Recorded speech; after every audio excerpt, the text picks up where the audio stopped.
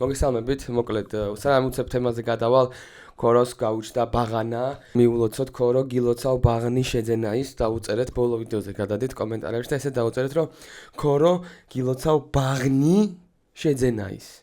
ან ბაღნის შეძენაი. ქორო, გილოცავ ბაღნის შეძენაი. ბაღნის შეძენაი. როგორც იცით, ჩემი ვიდეოები სულ ესე არის და მე აღმოვაჩინე, რომ ესე არის და ეხა ბოლო ორი ვიდეო ვიძახი, ყოფ ორად. პირველი არის არც ისე საინტერესო კი არა და ჩემთვის ძალიან საინტერესო სახალისო ნაწილი. პრელუდია, სიმონ, მოდი პრელუდია დავარქვათ და მეორე ნაწილი არის აქტი უკვე, რომელიც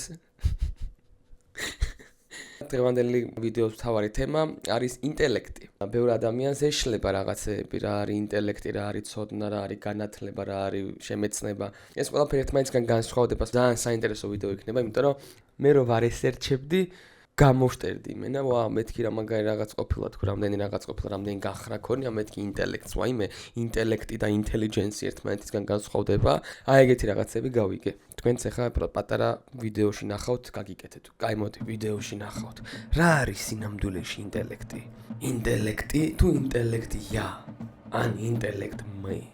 ინტელექტი თუ ონტელექტი? თუ იქნებ ანდერტელექტი? ინტელექტი თუ ონტელექტი? თუ ზოგადად ანდერტელექტი? აბანდელექტი? მე IQ მაქვს 160, გავიგე ბიძია, მაგრამ EQ რამდენი გაქვს? აი რატომ მომინდა ინტელექტზე ვიდეოს გაკეთება? მარტივი პასუხია, ეს არის რონალდ არაუხო არის ჩემი პასუხი. რონალდ არაუხოს გამო მომინდა ინტელექტზე ვიდეო ჩამეწერა, იმიტომ რომ მაგ ადამიანს ინტელექტი არ გააჩნია. ეგ ადამიანი არის ევოლუციის წინა საფეხურზე მყოფი, ანუ ჩვენ ხო ყველა ბოლო საფეხურზე ვართ, ეხა ყველაზე განო. ეგ არის წინაზე, ანუ მაგის წინაპრები რომელიღაც საფეხურზე ერთით დიდხანს გაჩერდნენ და ის არის ერთით უკან ეხა. არაუხოდ ბრალი, არაფერი არ არაუხო შენ, რონალდ, შენ ძალიან კარგი ბიჭი ხარ, მართლა. რონალდ რო ქვია უკვე კარგი ბიჭი ხარ, მართლა, მაგრამ რა ვქნათ ძმაო, რომ ჩვენ გვაზიანებს ეს შენი წინაპრების შეცდომა ერთით დიდხანს რო გაჩერდნენ რომელიღაცა საფეხურზე. ჩვენ რა ვქნათ? ეგეთი რონალდ არაუხოს ინტელექტობა იყო მიზეზი, არაფასებენ რა, ინტელექტს არაფასებენ. არ კითხულობენ, არ ტესტს არ აკეთებინებენ. ტიპი დებილია, ყვითელი ბარათი მიიღო კამათის გამო და მეორე ყვითელი ბარათი გააკ მოჩეხა. ანუ აი გეთისი. აი, სანამ არაუხოსთვის ძალიან უცხო თემა ინტელექტზე გადავალთ. ძალიან ბევრი მიგზავნის ფოტოს საქართველოს ბანკის მობილ ბანკში შედიან. ჩემ ფოტოს აგდებს რა. ძალიან ბევრი მიგზავნის მაგ ფოტოს, რომ აუ გილოცავ წარმატავ ჩემი ბიჭი და მასწავლებლები მწერენ, რომ აი ვიცოდი რომ წარმატებული იქნება რაღაცეები რა. და სან არ მომწონს ეგ ფოტო რა. ზემოდან არის გადაღებული და გავს რომ მისვია ჟელე. აი ბევრი ჟელე, აი ჟელე იმენა, აი რა ვიცი, ძალიან ბევრი ჟელე. და ზემოდან არის კარგი და ცხვირი, მაგ ქოროზე ცხვირზე კი ქოროზე, თვითონ ქოროზე დიდი ცხვირი მიჩანს. ეგეთ შეგიძლია მაგრამ ნაგავში ვიდე, ესე ამომიღეს უცებ ნაგვიდან და ჩამომბერტყეს ეს რაღაცეები. ფოტო გადამიღეს და უკან ნაგავში ჩამდეს. და აქვე შეგახსენებთ, რომ ჩემი გენსპო საკბანკი ძალიან მომწონს, ჩემი გენერალური სპონსორი საქართველოს ბანკის, მაგრამ რომ ჩემი გენსპო საკბანკი.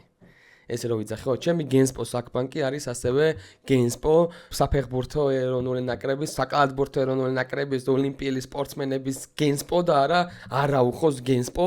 ძალიან გაუმართლა საქართველოს ბანკსაც და ყველა საერთოდ. მოდი შევეხოთ ალექსანდრე თოფურიას. ალექსანდრე თოფურიას ჩვენ შევეხოთ როგორც თემა, მაგრამ ბეგზატი ეცადა რომ ისე მუშტებით შეხებოდა. თითქოს და შეეხო, მაგრამ დაახლოებით გეტყვით რა შტაბეჭდება რჩებოდა. ესენი ხო იდგნენ. ალექსანდრე თოფურია დროს დაასტოპებდა რაღაცა პულტი ედო ჯიბეში. დროს აჩერებდა. ესე მიდიოდა, ტახ სახეს მაგრა დაუმუშავებდა. მერე დაბრუნდებოდა ზუსტად იმ პოზიციაში, დააჭერდა დროის გაგრძელებას და გრძელდებოდა და ანუ ის უცებ რაღაც თვალსა და ხელშუა ჩამოუყლევა სახე. ანუ მართლა თვალსა და ხელშუა ტიპი დაჭმუჭნა სახე, ყველაფრიდან სისხლი მოძდიოდა. ის იქნევს მუშტებს აპერკოტები, ისინი ფეხი, ის აქცია რაღაცეები. უყურებ ის იმას აქვს ძიანი სახეზე. და საღოლ ალექსანდრე თოფურიას. დინჯი ალექსანდრე თოფურია. აუ დინჯი რატო არ რა კონკესკადორი არ არის? ალექსანდრე დინჯი თოფურია დინჯი რა მაგარია. სადაც ჩხუბზე ვართ, შეგახსენებთ, რომ სეტანტაი ქართლისაი არის ჩემი პარტნიორი და ეს არის პრომო კოდი, რომელთაც 30%-იან ფასდაკლებას მიიღებთ, ისედაც ძალიან იაფ სერვისზე, რომელსაც სეტანტა გვთავაზობს. ხვალ არის რკენა მოკლედ რა. და რკენასგან ალბათ ყველასი ნახეთ, მაგრამ ჩემსაც გეტყვით, მომივიდა ესეთი, რავი, აიუნიდან ჩამოვარდნილი ქვა არის ალბათ მოძურა რომელიღაცა იმაც მაიცა. აწერია გამარჯვებას რა უნდა და მოყვება ჩაქუში და სათვალე და ამას ესნა გატეხო ალბათ. რო გატეხავ, შეგიძლიათ მოსაწვევია. დავამტრიოთ ლაივში მეგობრებო. თუ სხვაგან დავამტრიო და ჩავს. აქვე დავამტრიო. მაგარი იუთუბერი ვიქნები აქ. ეხა აქვე რო დავამტრიო, გამომეწერთ, მადლობა.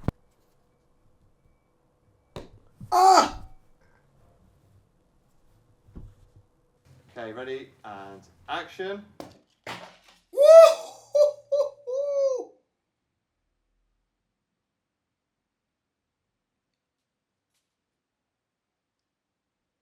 იმ დროს ვფიქრობდი ძალიან გავღიზიანდი მართლა, აი არ ვიცი რა, ანუ ჩემ პონჩი ვიჯექი, რაღაცას ანალიზებდი გონებაში, რაღაცას ანალიტიკას უკეთებდი რა, რაღაცა მოვლენებს და უცებ გამახსენდა ძალიან გავღიზიანდი, დავფიქრდი მაგას და არ მიფიქრია და აი გული კინაღა მამერია რა. ანუ არ ვიცი, თვისაც შეიძლება თქვენც ახლა ბოდიში რომ შეიძლება ნერვები მოგეშალოთ ხა რასაც ვიტყვი, იმიტომ რომ წარმოვიდგინეთ, ხო იცით ის რო არის, რომ სათლში რო ჩაყარი ქვიშას და რო მოაწევ და პასკა გამოწხვი თუ არ გამოწხვეები, თავში ჩაგარტყამ რო არის რა. აბა დაფიქრით ერთი, ანუ მაინც ურტყავს ეს ტიპი რა. ანუ პასკა გამოწხვი თუ არ გამოწხვები და ეს თან ურტყავს და მე ემუქრებ რომ თავში ჩაგარტყამო კიდევ. ანუ რა მიმდინარეობაა ვაფშე. მაინტერესებს მართლა. ჰაუსი დაიწყო.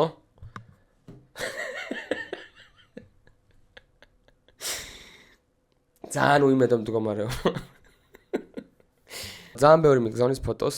გადავედით ახლა ინტელექტზე, თავარ თემაზე, რომელიც დარწმუნებული ვარ, მოკალათდით, მოემზადეთ, ჩაუჯექით. ჩემი აზრით ძალიან მოგეწონებათ, როგორც მოგეწონათ წინა ვიდეოს მეორე ნაწილი, დარწმუნებული ვარ, რომ ამ ვიდეოს ეს მეორე ნაწილიც ძალიან მოგეწონებათ. ვაიმე იმ ბიჭისთვის ფორმის გაგზავნა დამავიწყდა, ეხა გამახსენდა. გამოვაგზავნე. სანამ საუბარს დავიწყებ, რა თქმა უნდა, საკუთარი თავი უნდა მოვიხოდო Starbucks-ის უგემრიელესი ასამსმერი ფრაპუჩინოთი. მე Starbucks მივწერე და ვთხოვე რომ მეთქი 1.5 ფრაპუჩინო გამათამაშებინე ჩემ გამომწერებშიო და როგორც გინდაო ბასტო, ესე ბაზარი არ არისო ბასტო, ესე მითხრეს და შემდეგ ვიდეოში იცოდეთ რომ აი ეს ყველაზე გემრიელი ყავა რაც შეიძლება მაღაზიაში ადამიანმა იყიდოს, მაგ ყავას გავათამაშებ 1 ყუთს. ამდე დავლევ ამას და გადავალ თავარ თემაზე.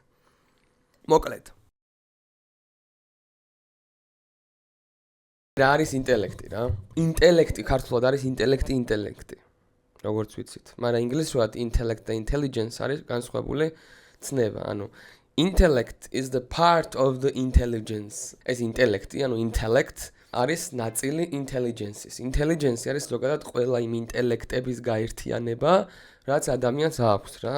8 ძირითადი ინტელექტი აქვს ადამიანს, ანუ 8 ძირითადი რტო, შტო იქნება თუ ფესვი, თუ ხაზი, თუ რავი, ტოტი, თუ რაც არ უნდა იყოს. ადამიანები რო არიან, რომ აი ვისაც მაღალი IQ აქვს, ის ყველაზე ჭკვიანია, ეგრე არ არის რა. შეიძლება მაღალი IQ ქონდეს, მაგრამ არ ქონდეს მაგალითად აღქმითი ინტელექტი, არ ქონდეს კრეატიული ინტელექტი, არ ქონდეს ემოციური ინტელექტი და ფაქტის აი ძალიან მარტივ მაგალითი რომ მოგიყვანოთ, რომ დანა რომ მოდის შენკენ ესე როდის რა ემოცია გეუფლება, არის კონტექსტზე დამოკიდებული. თუ დედა გაწვის ამდანას და პური გიდეს გვერდზე მწვანე დამიჭერიო, მარტივად ართმევ და არ არის სახიფათო. თუ ვიღაცა ალკოჰოლის სუნიანი, მასკიანი ტიპი მოდის შენთან დანით, ესე იგი კონტექსტი არის, რომ სახიფათოა და უნდა უშველო თავს. და ინტელექტი ეს ანალიზი არის, აი ეგ დანა შენკენ რომ მოდის და გარემოება და კონტექსტი არის, ვინ გაწვის, როგორ გაწვის, სად გაწვის, რატო გაწვის. მაგალითად რო ზიხარ სადღაც და გესმის ვაიმე მოდიან მტრები მოდიან გაიქეცით და რო ადგე და გაიქცე ხო ანალიზი გავუკეთე რომ ეს ინფორმაცია გაიქეცით მაგრამ თეატრში ზიხარ სპექტაკლზე ზიხარ უყურებ და მაგ შემთხვევაში კონტექსტი იცვლება და შენ ჩვეულებრივად უსმენ რა ეხლა ძალიან უხეშ მაგალითად მოვიყვანე აი უხეშესი, ანუ აი ყველაზე მარტივი. მაგრამ დაახლოებით რომ მივხვდეთ, ინტელექტის რა ნაწილი არის IQ რა. ერთი მერვედია რა. პირველი ავიღოთ აღქმითი ინტელექტი. აღქმითი ინტელექტი არის აი ზუსტად ის ინტელექტი, რომ დაინახო ის, რასაც სხვები ვერ ამჩნევენ. ანუ მაგარი აღქმითი ინტელექტი ქონდა Sherlock Holmes მაგალითად რა. იმიტომ რომ აღქმითი ინტელექტი არის, როდესაც ადამიანი ამჩნევს პატარა ცვლილებებს გარემოში. ანუ გარემო არის და რაც უფრო მინიმალურ ცვლილებებს ამჩნევს და აკავშირებს რაღაცებთან, ესე იგი მით უფრო მაღალი აქვს აღქმითი ინტელექტი. აღქმითი ინტელექტი კიდევ არის აი კონტექსტ რო ხვდები რა. აი ხა თავდანაც მაგალითად IQ-ზე რო გავაკეთე პატარა შედარება, აი ეს აღქმითი ინტელექტი უმნიშვნელოვანეს როლს თამაშობს, რამდენი ინფორმაცია შედის გონებაში. ანუ შეხედე რაღაცას უყურებ და თუ ერთი რაღაცის ცვლილება დაინახე, ერთი ინფორმაცია შეგდის გონებაში და თუ 30 დაინახე, 30 შეგდის. ანუ შენ რაც არ უნდა მაღალი ანალიტიკის უნარი გქონდეს და IQ გქონდეს, შენ თუ ცვლილებებს ვერ ამჩნევ და აღქმითი ინტელექტი ნაკლები გაქვს, უბრალოდ ნაკლები ინფორმაციის ანალიზი მინდის კარგად ოღონდ რა. ანუ შენ თუ მაგარი IQ გაქვს და მართლა მაგრა ამუშავებ ინფორმაციას, არ აქვს მნიშვნელობა როგორ მაგრა ამუშავებ, თუ ინფორმაცია არის მწირი რა. და აღქმითი ინტელექტი გეხმარება ინფორმაცია მაქსიმალურად ბევრი იყოს. აი Sherlock Holmes-იც მაგალითად ძალიან ჩქარა კი არაზროვანად, უბრალოდ ბევრი რაღაცას ხედავდა, მაღალი აღქმითი ინტელექტი ჰქონდა და ძალიან ბევრი რაღაცას ხედავდა მნიშვნელოვნად და მე ამ ინფორმაციას ამუშავებდა. იმედია კარგად დავხსენი რა, ანუ აღქმითი ინტელექტი მნიშვნელოვანია იმისთვის, რომ შენი საანალიზოზე გამოიტანოს უფრო მეტი ინფორმაცია ვიდრე ნაკლები. მერე მოდის უკვე ერთება IQ რა. გადავიდეთ ანალიტიკურ ინტელექტზე, რომელიც არის ჩისტად IQ, რომელიც არის ლოგიკა, რომელიც არის ანალიზის უნარი, რომელსაც აქვს ფუნქცია რაღაცა ინფორმაცია, შესული ინფორმაცია გონებაში დაშალოს, კითხვები დასვა, სისქნას და მაქსიმალურად სიღრმისეული ანალიზი გაუკეთოს ამა თუ იმ ინფორმაციას. ანუ ინფორმაციის ანალიზის უნარი არის IQ. ანუ რა ინფორმაცია შეგდის გონებაში, რა ინფორმაცია შეგდის გონებაში, ის რომ გაანალიზო მაქსიმალურად. და დასვა შეკითხვები, აი დასვა კრიტიკული შეკითხვები, მაგალითად, რატომ მუშაობს ეს რაღაც ისე, როგორც მუშაობს. აი მექანიკოსი წარმოიდგინეთ, მექანიკოსი არის, აი პრობლემა, რაღაცა პრობლემა აქვს კომპიუტერს, მაგალითად პროცესორს რა. როდესაც პროცესორს რაღაც პრობლემა აქვს, აი მაგალითად ჩემ პროცესორს რო იფრიზებოდა რაღაცა პრობლემა ქონდა, იფრიზებოდა, ვერავინ ვერ მიხვდა სამყაროში რა პრობლემა ქონდა, სანამ ერთი ნაწილი არ ამოვიღეთ, მე მაგის garaშე ჩავრთეთ, გაიფრიზებოდა თუ არა, მე ის ნაწილი თუ გაიფრიზა, ესე იგი მის ბრალი არ არის სხვა ნაწილი. ანუ თავიდან ბოლომდე კომპიუტერი დავშალეთ, სხვადასხვა დავაწყეთ და ეგრე მივედით პასუხამდე. ეგ ფუნქცია აქვს დაახლოებით IQ-ს გონებაში, რომ ინფორმაციაში შესული ინფორმაცია დაშალოს, კითხვები დაუსვას, რაღაც ნაწილის garaშე ნახოს, ნაწილის დამატებით ნახოს. აი მექანიკოსია რა, ესე რომ ვთქვათ. რა ეგ არის IQ, ოღონდ ეს IQ არის მხოლოდ და მხოლოდ ლოგიკა, კრიტიკული აზროვნება და ასე შემდეგ. ზგავს რაღაცებს მოიცავს, არ მოიცავს სხვას არაფერს.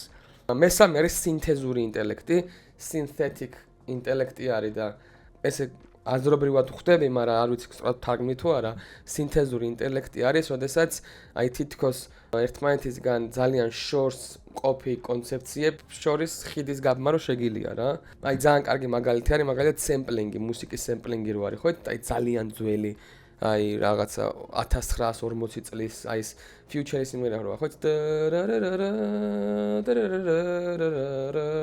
აი ეგ სიმღერა რო არის, ეგ ხო ჩვენ ახლა გავიგეთ, მაგრამ არის ძალიან ძველი მუსიკა რა და სემპლინგია გაკეთებული, ანუ რომ შეიძლება ძალიან ძველი რაღაცა მუსიკის აღება, არსებული მუსიკის აღება, პატარა რაღაცეების გადაკეთება, გადმოკეთება, ერთი იმების დამატება, ან სიჩქარის ტონის შეცვლა, ან სიჩქარის ან ტემპის შეცვლა და უცებ ახალ ჟანრად გცევა რა. ეგ არის ერთ-ერთი მაგალითი სინთეზური ინტელექტის, როდესაც შეგიძლია დააკავშირო თითქოს ერთმანეთთან კავშირში არ მყოფი კონცეფციები და თემები რა. ეს სინთეზური ინტელექტი ვისაც აქვს, არის იდეალური, აი ნამიოკობანას თამაშის დროს. იმიტომ რომ ახსნითაც ძალიან კარგად ხსნის, სხვადასხვანაირად ტანით გიხსნის, პირით გიხსნის, ანუ კარგად თამაშობს ნამიოკობანას, გამოცნობას კარგად გამოდის და ახსნაც კარგად გამოდის, იმიტომ რომ კავშირებს, ისეთ კავშირებს ხედავს, რომელიც შენ მერე გიცხრილავს რაღაცებს და ბოლოს უეჭველი გაცნობინებს რა. და თვითონ კიდე შენ იმაში იმ კავშირებს აბავს, რა კავშირებსაც შენ აბამ რა. ანუ ეგ არის ძალიან კარგი თვისება ესეც, რა წარმოიდგინეთ, რა მაგარია ეგეც.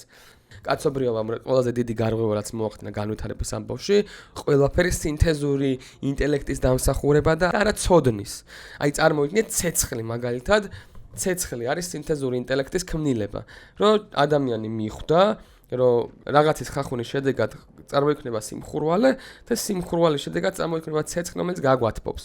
ანუ აქ ცოდნა არ არსებობდა, უბრალოდ სინთეზურმა ვიღაცა ტიპმა, რომელსაც მაგ დროს ყველაზე განვითარებული ჰქონდა სინთეტიკ ინტელექტი, მაგ ინტელექტით მიხვდა, რომ თუ ციოდა ცეცხლი ესე შეიძლება დაენთო რა.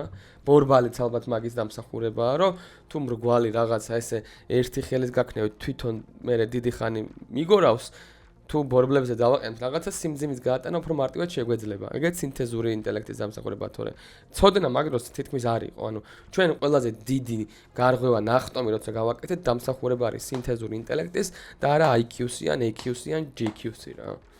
გადავიდეთ შემდგომზე, ეს არის ინტუიტიური ინტელექტი. ინტუიტიური ინტელექტი, ესე ჩვენ ენაზე ქართულში გვაქვს გუმანი. აი გუმანით გრძნობო რა, ანუ აი ჯითუჯიმ რო თქვა ჩემზე, რომ ბასტო გუმანით თამაშობს, ანუ შეხედე გუმანი როგორი რაღაცაა. გუმანი არის ინტუიტიური ინტელექტი. ანუ შენ როდესაც რაღაცაზე ფიქრობ, ან რაღაცაზე აზროვნებ, შენი ტვინი ფარდის უკან ბექგრაუნდზე კიდე რაღაც ოპერაციებს აკეთებს რა და შენ ანუ შენ ვერ ხვდები მაგას. და შეიძლება პასუხი იქიდან ისე მოგცეს პასუხი იმ ბექგრაუნდ ფიქრებიდან ისე მოგცეს, რომ შენ ამ ფიქრების თანმიმდევრობას ვერ აყევი საერთოდ. ანუ ვერ დაესწარი რა, როგორ მივიდა პასუხამდე. მაგრამ პასუხი მოდის და აი აქ გრძნობ, სადღაც გრძნობ, რომ ეს პასუხი პროსტა კი არ არის, გრძნობ, აი გუმანით გრძნობ რა. ეგ არის ინტუიტიური ინტელექტი. ინტუიტიური ინტელექტი არსებობს. ანუ ინტუიცია არსებობს. ოღონდ ეს ინტუიცია ჯადოსნური ინტუიციაზე არ მაქვს საუბარი რა. ჩვენი ტვინი ინახავს რაც კი ნახი ვაგ და გაგუგია მაგის 100%-ს. просто ჩვენ გვაქვს წვდომა ალბათ 0.5%-ზე ან 0.1%-ზე, იმიტომ რომ გუშინ წინ რაფერი ტაქსით წახვედი, სადღაც შენ არ გახსოვს, შანსი არ არის გახსოვდეს, ვერ გაიხსენებ. მაგრამ ტვინში ეგ ინფორმაცია არსებობს. წარმოიდგინეთ, ყველა ინფორმაცია რაც არსებობს, აი ტვინი მაგ ინფორმაციას იყენებს, რო გითხარით, რომ ბექგრაუნდზე მიდის მეთქი რაღაცა ოპერაციები, გონებრივი, აი მან იყენებს მაგას და გიგდებს პასუხს ისე რომ შენ მაგ ინფორმაციაზე წვდომა არ ქონდა და უცნაურად მოდის შენამდე რა. просто დაამუღამო ინტუიტიური ლოგიკის გამოყენება, ინტუიტიური ინტელექტის გამოყენება, იმიტომ რომ ემოციური ნაწილშიც კარგად უნდა იყოს და ინტელექტუალურ ნაწილშიც კარგად უნდა იყოს, რომ აი მაქსიმალიზაცია, ანუ გაამაქსინო, ბოლომდე გამოწურო ეს თვისება, რომელსაც ქვია ინტუიტიური ინტელექტი. ხო და გუმანი არის ძალიან ნიჭიერი, გუმანი ქვეცნობიერი უფრო მეტს ინახავს შენზე, ვიდრე ცნობიერი რო რამე რა და აი ცოტა ქვეცნობიერული თვისება არის ეს ინტუიტიური ინტელექტი. შემდეგი არის კრეატიული ინტელექტი. კრეატიული ინტელექტი არის დაახლოებით თვისება, რომელსაც შეუძლია ფანტაზიის რეალობაში გადმოტანა. კრეატიული ინტელექტი არის, როდესაც შეგიძლია რაღაცას შეხედო ისეთი მხრიდან, ან ისეთი თვალით, რომლითაც არავის აქამდე არ შეუხედავს რა. კრეატიული ინტელექტი არის ზუსტად აი out of box, არსებობს ესეთი ფრაზა არის out of box. out of box, როდესაც აი საზღვრებს გარეთ ფიქრობ ცოტა. აი კრეატიული ინტელექტის კარგი ნაწილია ვიღაცა ტიპმა, მაგალითად რომ მოიფიქრა, რომ ესეთი რეკლამები რო არსებობდა, რომ ვითომ ავარია რო იყო და კაცი რო ყვიროდა, რომ მანქანა ვითომ გადავლილი ქონდა და რომ მიგვარდებოდა კამერა და რა გჭირსა და უცებ რეკლამას რო იძახდა, რომ ჩვენთან ფასდაკლებებია რაღაც. აი ეგ არის კრეატიული ინტელექტი რა, ანუ რეკლამა ქონდა გასაკეთებელი, რომ რაღაცა ფასდაკლება რომელიღაც ტანსაცმლის მაღაზიაში და ეს ყველაფერი ისე რო ეთქვა, რომ ხალხს ეყურებინა და ბოლომდე არავის არ გაეთიშა. მოიფიქრა ეგეთი რაღაცა, რომელიც იყო აი ეგ რომ ვითომ თავიდან ავარია ხდებოდა ან რაღაც ეგეთი ყვირილი კაკაოსი იყო რაღაც ისე და მე ინფორმაციას გეუნებოდა. ეს არის კარგი მაგალითი კრეატიული ინტელექტის რა. იმიტომ რომ როდესაც ტანსაცმელზე ფიქრობ, ტანსაცმლის რეკლამა გასაკეთებელი, ძალიან რთულია გახვიდე ტანსაცმლის გარეთ, მაგ საზღვრებს გარეთ, მაგ ბოქსის გარეთ გახვიდე და კიდე ცალკე მეოთხე განზომილებაში იფიქრო რა და ეგ ტიპები მეოთხე განზომილებაში ნაფიქრი აქვთ, ტანსაცმლის რეკლამაზე ფიქრის დროს ისე შეხედეს ამ ყველაფერს, რომ მოიგონეს ეს, რომელიც მე ყველამ გადაიღო და ალბათ ძალიან ბევრ კაფეს, მაღაზიას, ყველას აქვს ეს მეთოდი გამოყენებული ამ რეკლამის. ეს არის კრეატიული ინტელექტი. მაგალითად, მხატვრებს კარგი კრეატიული ინტელექტი უნდა ქონდეს და მეცნიერებსაც რა. ეს გამოიმუშავება, როდესაც ადამიანი ხშირად ოცნებობს და სულ ფიქრობს და სულ რაღაცა სამყაროს თავის გონებაში ახალ სამყაროს ქმნის, სადაც რაღაცა სცენებს ათამაშებს რა. ბავშვები კრეატიულები არიან, ზუსტად მაგიტომ რომ სულ ფიქრობენ, სულ ოცნებენ, სულ რაღაცა წარმოდგენებში არიან და ეგ ძალიან ეხმარება რა. რაც რო გადის მე რეალური სამყარო გიქოლავს სამი მეოთხე და ძალიან რთულია შეინარჩუნო ეს ბავშვური კრეატიულობა რა. გადავიდეთ მეორე ყველაზე პოპულარული ინტელექტზე, ემოციური ინტელექტი, EQ. ეს ინტელექტი ეშლება თხოვნე ამის შემდგომ რასაც ვეთქვი იმ ინტელექტში. ემოციური ინტელექტი არის გააზრება და ცოდნა ემოციების, ანუ შენი და სხვისი ემოციების ცოდნა.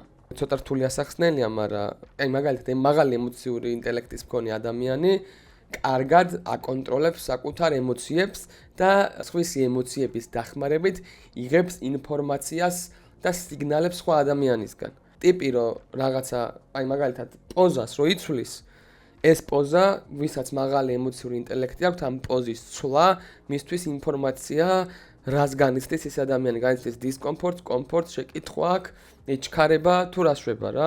ანუ ადამიანს რო უყურებ და რო ხვდები რომ ან გონორზეა, ან ეჩქარება, ან ეშინია, რაც პატარა დეტალებზე დაკვირვებით და ეგ ინფორმაცია შენთან შემოდის, ეგ არის ემოციური ინტელექტი, მაღალი ემოციური ინტელექტი. და სხვა შორის ერთ-ერთი ყველაზე მნიშვნელოვანი ინტელექტი ალბათ დედამიწის ზურგზე, ჩემი გადმოსახედიდან IQ-ზე მნიშვნელოვანი EQ არის ზოგადად, დღესდღეობით ხომ მით უმეტეს. მაგალითად ლიდერი რო ავიღოთ რა, მეფე ავიღოთ რა, მეფე, რომელსაც აქვს მაღალი ემოციური ინტელექტი, მთელი ჯარი მაგის მიმართ განიცდის ერთგულებას და სიყვარულს. და მეფე, რომელსაც არ აქვს მაღალი ემოციური ინტელექტი და დაბალი ემოციური ინტელექტი აქვს, ჯარი მის მიმართ განიცდის შიშს და მაგიტო არის ერთგული. დაახლოებით ეგეთი რაღაცაა რა, ემოციური ინტელექტი არის ძალიან მნიშვნელოვანი. ემოციური ინტელექტი არის უნივერსალური ენა. ანუ წარმოვიდგინეთ ჩვენ ხო ქართული არ არის უნივერსალური ენა, ინგლისური რაღაცა შუმერული არ აქვს მნიშვნელობა. მაღალი ემოციური ინტელექტის მქონე ადამიანს შეუძლია უნივერსალურ ენაზე საუბარი, რომელიც არის უბრალოდ დამოკიდებულების ჩვენება და გაგება სხვისი დამოკიდებულების რა. და ეგ ძალიან ეხმარება ურთიერთობა, რომ მარტივად წავიდეს წინ. საერთოდ მარტივად აკონტროლო და რამ მიმართულებით ეცქნა, იმ მიმართულებით წაიყვანო. გადავიდეთ ახლა რაშიც ეშლება თხოვნე, ეს არის სოციალური ინტელექტი. სოციალური ინტელექტი არის, როდესაც გესმის ჯგუფის დინამიკა, ესე რომ ვთქვათ რა. იცი როდის ილაპარაკო, რა ილაპარაკო, როგორ უნდა ილაპარაკო, რა ხმაზე უნდა ილაპარაკო, რომ შესაბამის შედეგს მიაღწიო, ანუ სასრულო შედეგს მიაღწიო რა. ესე ძალიან მნიშვნელოვანი სკილია. ძალიან გავს ეს ემოციური ინტელექტს რა. ხა მაგალითად სოციალური ინტელექტია, როდესაც მანქანით მიდიხარ და ძალიან მაღალ ხმაზე გაქვს მუსიკა ჩართული. და ამას შენ ვერ ხვდები, არ გაწუხებს და უხერხულ მდგომარეობაში არ გაყენებს, იმიტომ რომ შენი სოციალური ინტელექტი არის დაბალი და ვერ ხვდები, რომ შეიძლება სხვა ადამიანს აღიზიანებდე და შენ თუ არ გადარდებს სხვა ადამიანი ღიზიანდება თუ არა, ის მაინც გადარდებს სხვა ადამიანი შენზე იფიქრებს თუ არა რა. მაღალ ხმაზე ლაპარაკი, რაღაცა მუსიკის მოსმენა, მანქანაში რო გიждდება ტიპი, მაგალითად ტაქსი ხარ და მანქანაში ეგრევე მიხვდები რა, ტაქსით ვინც გზავრავს, მიხვდებით მანქანაში რო უჯდები მძღოლს. ძალიან მაღალ ხმაზე აქვს რაღაცა თავისი გადაწყვეტილებით მუსიკა ჩართული რა. უმაღლეს ხმაზე. ის კი არა რომ უფლება აქვს რა თქმა უნდა თავის მანქანა რაც უნდა ქნას რა. მე არ შეურაც მყოფს ეგა. მე უბრალოდ ხვდები რომ იმ ადამიანს დაბალი სოციალური ინტელექტი აქვს, უბრალოდ. დაბალი სოციალური ინტელექტის მქონე ადამიანია და ზუსტად ვიცი, რაზე რა რეაგირებას მოახდენს. იმიტომ რომ ხვდები რომ ეს ტიპი ვერ ხვდება რომ ეს მუსიკა რაღაცა შანსონი ბოლო ხმაზე რო აქვს ჩართული, ანუ ბოლო ხმაზე ძალიან რო აქვს აწეული, ვერ ხვდება რომ შეიძლება, კაროჩე შემაწუხე, ანუ მე რო ეგ ტიპი ვიყო, მე უფრო შემაწუხებდა ეგ ვიდრე ჩემს მგზავრს რა. და ეგ არის დაახლოებით იმედია კარგად დავხსენე სოციალური ინტელექტი, რაც ნიშნავს, როდესაც გძნობ რა დროს იჯვავ და რა დროს არ იჯვავ. ყველაზე მნიშვნელოვანი ბოლო ინტელექტზე გადავიდეთ, ეს არის ადაპტაციური ინტელექტი, ანუ ადაპტაციის უნარი რა. ადაპტაციის უნარი არის ყველაზე მნიშვნელოვანი უნარი, მით უმეტეს დღევანდელ დღეს, როდესაც გეომეტრიული პროგრესიით ვითარდება სამყარო და შეიძლება დღეს, ანუ გუშინდელთან შედარებით დღევანდელი დღე უფრო განსხვავებული იყოს, ვიდრე გუშინდელი იყო 10,000 წლის წინანდელ დღესთან შედარებით განსხვავებული რა. ანუ შენ ადაპტაციის უნარი აუცილებლად გჭირდება. ადაპტაცია არის, როდესაც გარემოს ცვლასთან ერთად, ანუ გარემო რო იცვლება, შენი პირველი მოქმედება არის შეგუება და მორგება ამ ცვლილებასთან და არა პირიქით, ანუ დანგრევა რა, რაღაცას რო აკეთებ, უცებ რაღაცა შეიცვალა, თქვათ ადრე მაგ მათემატიკა რატო უნდა გიყვარდეთ მეთქი, მაგაზე მოიყვანე მაგალითი, რომ მალაიზიურ ენას თუ სწავლობ შენ და მალაიზიაზე გაქვს აქცენტი გაკეთებული და მალაიზიურია და უცებ ბრახ და მალაიზია წყალში ჩაიძირა და აღარ არსებობს და აღარავის აღარ ჭირდება შენი მალაიზიური ენა, შენ თუ მაღალი ადაპტაციის უნარი გაქვს, ისეთ რაღაცას გააკეთებ, რომ ან ეგენა გამოიყენო, ან საერთოდ ნაკლებად დაგაზიანოს იმან, რომ რასაც რო დაუთმე ის აღარ არსებობს და თუ დაბალი ადაპტაციის უნარი გაქვს, ან დაბალი ადაპტაციის ინტელექტი გაქვს, განგრევს ეგა და გაშფოთებს და გენძრევა რა. ყველაზე მნიშვნელოვანი ზოგადად აქ რო ავიღოთ, ამ ინტელექტებიდანაც კი ჩამოვთვალე, ალბათ ყველაზე მნიშვნელოვანი არის ადაპტაციის უნარი, ადაპტაციური ინტელექტი, იმიტომ რომ ყველაზე მნიშვნელოვანი არის გადარჩენა, ანუ ადამიანისთვის ამ მომენტში ახლა შეიძლება მშვიდობა არის და პროგრესზე შეგვიძლია ფიქრი, მაგრამ როგორც კი პროგრესი და გადარჩენა სასწორდე დადგება, ისე ჩაწევს გადარჩენა ამ პროგრესს, ეს პროგრესი ისე გაფრინდება, წრეს დაარტყავს დედამიწას 1.50 ჯერ, იმდენად მნიშვნელოვანია უფრო გადარჩენა ვიდრე პროგრესი. და გადარჩენისთვის ყველაზე მნიშვნელოვანი არის ადაპტაცია. უნდა შეგეძლოს ადაპტაცია. დარვინიც მაგას ამბობდა, რომ ცოცხალი არსებები გადარჩნენ, იმიტომ რომ ადაპტირდნენ და არა იმიტომ რომ ძლიერები, გიჟები და მაგარი თესლები იყვნენ რა. აი წყალი არის ყველაზე კარგი შედარება რა, ადაპტაცია რო გაიგოთ რა არის წყალი არის ყველაზე კარგი რა ფორმაშიც არ უნდა ჩაასხა, სითხე რა ფორმაშიც არ უნდა ჩაასხა, ეხა ეს Starbucks-ის ყავა, ჩემი საყვარელი ფრაპუჩინო, კაპუჩინო ჭიქაში მისხია, ამ ჭიქას ნებისმიერ სხვა ფორმა რო ქონდეს, ნებისმიერ სხვა ფორმაზე იქნებოდა ეს ჩვენი Starbucks-ის ყავაც. ანუ წყალი არის იდეალურად ადაპტირებადი, ფორმასთან ადაპტირებადი ნივთიერება, ანუ თემა რა. Be water my friend. ხო იცით ბრუსლი რომ მოხდა, გიჟი კი არის. მაგრამ ყველაფერი არის მნიშვნელოვანი საბოლოო ჯამში რა. ისი თქმა მინდა ეხა რატო გელაპარაკეთ ამდენი და რატო ავხსენი რა. რა იდეოლოგიაც მქონდა, ეხა უფრო გამემყარდა. ხშირად ადამიანები უბრალოდ დღეს გვაქვს ეგეთი რეალობა, რომელიც არის delusional რეალობა, ცოტა რომ მნიშვნელობა აქვს, ვითომ ისეთ რაღაცებსაც ნამდვილად მნიშვნელობა არ აქვს რა. მაგარი ანალიტიკა არ ნიშნავს, რომ ჭკვიანია ადამიანი რა. ჭკვიანია ადამიანი იმ შემთხვევაში, თუ ანალიზის უნარიც აქვს, ადაპტაციის უნარიც აქვს, კრეატიულიც არის, ემოციებიც ესმის, სოციალური ინტელექტიც აქვს, კონტექსტიც ესმის. აი ეგ ყველაფერი თუ გაქვს, მაგ შემთხვევაში ხარ შენ ჭკვიანი და ინტელექტუალი ადამიანი რა. ანუ საბოლოო ჯამში ვიღაცა ტიპი ვისაც ეხა რო მათემატიკას მაგალითად მაგრას სწავლობს როჟა, იმიტომ რომ იქ ციფრების მეტი არაფერი არაა. შეიძლება რეალურ ცხოვრებაში ადამიანი, ვინც საერთოდ მათემატიკას ვერ სწავლდა, საერთოდ ერთ ლექსსაც ვერ იზეპირებდა და ძალიან უჭირდა მეცადინეობა, შეიძლება ის გენიოსი ტიპი, რომელიც მათემატიკას წამებში აკეთებდა, ამან დაასაქმოს. იმიტომ რომ ამას აქვს თურმე მაღალი სოციალური ინტელექტი, მაღალი ემოციური ინტელექტი, იცის ხალხის მართვა, იცის ემოციების მართვა, იცის სწორ დროს სწორ ადგილას ყოფნა, იცის სწორ დროს სწორი რაღაცის თქმა, სწორი ტონის შერჩევა, სწორი სიტყვების შერჩევა და გაიჩიტოს ისეთ თანამდებობაზე უბრალოდ ლიდერობა იმიტომ ჩააბარონ, რომ მას შეუძლია მაგალითად ყველას თავის ენაზე ელაპარაკოს და ყველას გააგებინოს ერთი და იგივე ინფორმაცია, შეიძლება 10 ჯერ სხვადასხვანაირად იმიტომ თქვას, რომ 10 ადამიანს თავის ენაზე გააგებინოს ყველაფერი, სწორედ მაგიტომ შეიძლება ეს ტიპი, რომელიც გუშინ სკოლაში არ მოდიოდა, იმიტომ რომ უტყდებოდა რომ გაკვეთილი არ იცოდა და ვერ არც ისწავლიდა და არ სწავლობდა რა. ეგ ტიპი შეიძლება გახდეს დამსაქმებელი იმ გენიოსის, რომელმაც 10-ზე დაასრულა სკოლა. შეიძლება პირიქითაც მოხდეს. ანუ მე არ ვამბობ, რომ აუცილებლად ეს IQ ბანძობა და IQ მაგარია, მაგას არ ვიძახი. უბრალოდ მე მინდა რომ თქვენ იცოდეთ რა, რომ შეუძლებელი არის ეხა მე თქვენ ვინც მიყურებთ, ადამიანი იჯდეს მანდ ერთი მაინც, რომელსაც არც ერთი არ გააჩნია აქედან რა. უეჭველი ერთი რაღაცა მაგარი გაქვთ აქედან. და დაინახეთ ეგ მაგარი და გამოიყენეთ ეგ მაგარი და თან განავითარეთ, ეცადეთ რომ განავითაროთ სხვებიც რა.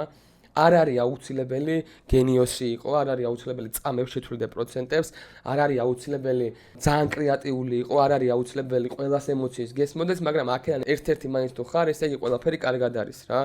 უბრალოდ ჩვენ არ ვაფასებთ, არ ითვლება, ვერ ითვლება რაღაცა ამ ინტელექტებიდან მარტო ალბათ IQ ითვლება რა.